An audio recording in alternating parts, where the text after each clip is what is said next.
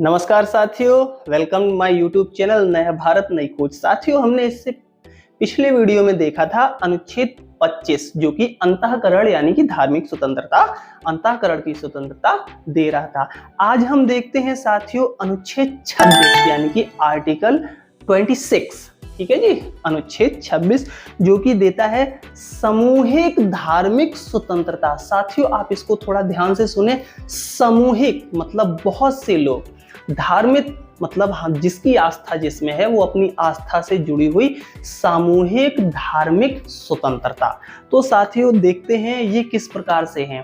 सामूहिक धार्मिक स्वतंत्रता का मतलब है साथियों, जो हिंदू धर्म के लोग होते हैं वो कथा, भागवत, देवी जागरण इस तरह से कार्य करते हैं। तो ये सार्वजनिक कार्य हो गए, या तो किसी बड़े फील्ड में हो रहे होंगे, या देवी जागरण लगभग नाइट में होता है तो वो किसी सड़क पे ही वो लगा लेते हैं, गली या कोई छोटी मोटी सड़कों पर।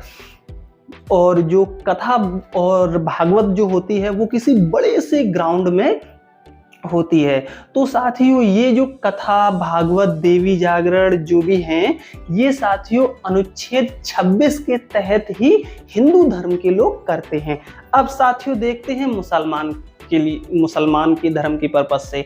तो मुसलमान जो अपनी नमाज पढ़ते हैं, आपने देखा होगा मुसलमान सड़कों पर नमाज पढ़ते हैं, तो साथियों वो इसी आर्टिकल 26 के तहत सड़कों पर नमाज पढ़ते हैं। अब साथियों देखते हैं लंगर, यानी कि सिख धर्म के लोग हैं जो लंगर वगैरह चलाते हैं। ठीक है ना। सिख धर्मों का साथियों एक ये बहुत अच्छा कार्य उनके द्वारा किया जाता है कि उनके लंगर चलते हैं। और लंगर साथियों इस तरह से चलते हैं कि आप कितना भी खाओ और डेली खाओ, आपकी इच्छा है तो आप उसमें सेवा करिए, आपकी इच्छा नहीं है तो आप सिर्फ खाना यानी कि भोजन खा के आ जाइए, वो कोई रोक टोक नहीं है। साथियों नई दिल्ली में एक जगह है, जगह का नाम है साथियों बंगला साहिब। बंगला साहिब के कुछ मैं आपको ये वीडियो शेयर करता हूं, आप देखिए इनको। बंगला साहिब में ना आप किसी भी टाइम चले जाओ, वहां लगभग 9-10 बजे खाना शुरू हो जाता है और साथियों शाम तक बहुत सुंदर खाना मिलता है।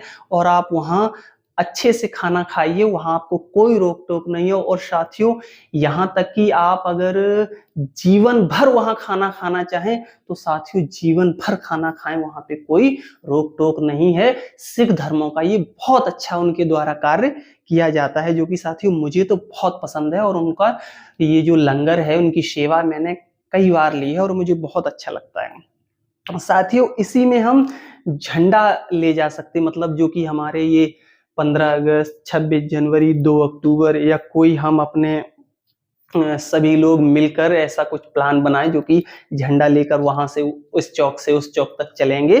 तो इसी में हम सामूहिक झंडा लेकर भी चल सकते हैं। साथियों अनुच्छेद 26 में हमें सामूहिक धार्मिक स्वतंत्रता की आजादी है।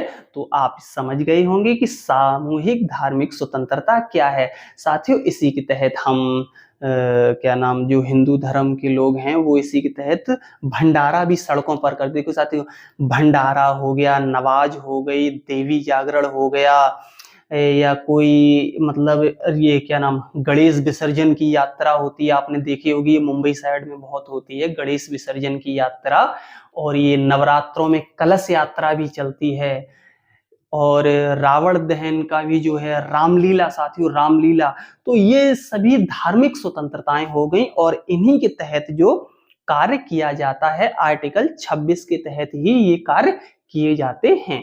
तो साथियों मैं आशा करता हूं आपको अनुच्छेद 26 बहुत अच्छे से कंफर्म हुआ होगा। इसमें साथियों धार्मिक स्वतंत्रता है।